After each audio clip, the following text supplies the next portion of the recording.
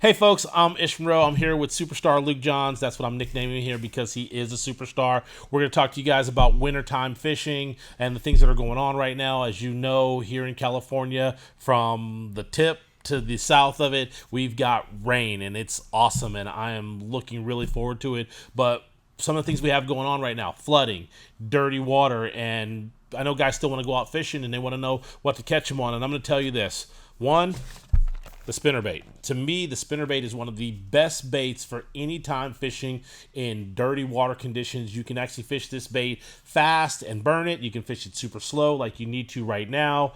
And, I mean, this is what you're going to do to go out there and just catch fish. And besides that, going to have a flipping bait.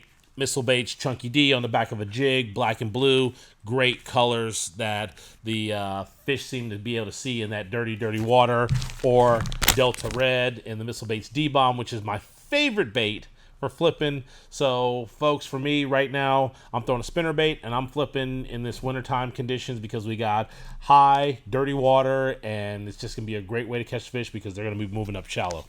Yeah, and speaking of moving up shallow, I mean, we want to think about where these fish are going right now. These fish are actively chasing that water that's rising. So, you're going to want to look into those shallow areas, the shallow bays, anywhere where you got a lot of that warmer incoming water.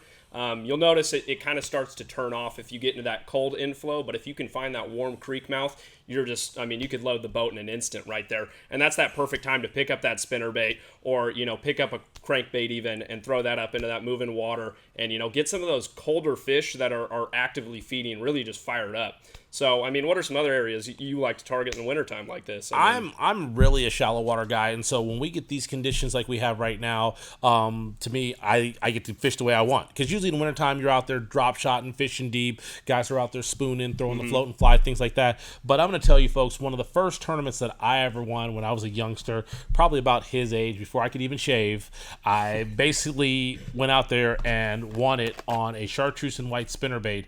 And basically what I was doing is taking that spinnerbait and I was throwing it up to the tulies on the delta and actually letting it fall. Fish were only in 3 feet of water, but they wanted it falling. And soon as it would hit the bottom, they would either eat it before it hit the bottom, or as soon as I took 2 turns of the handle, they were on it. I couldn't catch them on a jig, but I caught them on a spinnerbait. And so the water was dirty and it was high on the delta was flooded, but it was wintertime, and that's one of the first tournaments that I ever won. So I can tell you, folks, getting the spinnerbait is definitely going to be, but fishing tulies, fishing rock, fishing all structure, because you need to find out where the fish, let the fish tell you what they want to eat, where they want to eat, because once again, they're a creature of nature.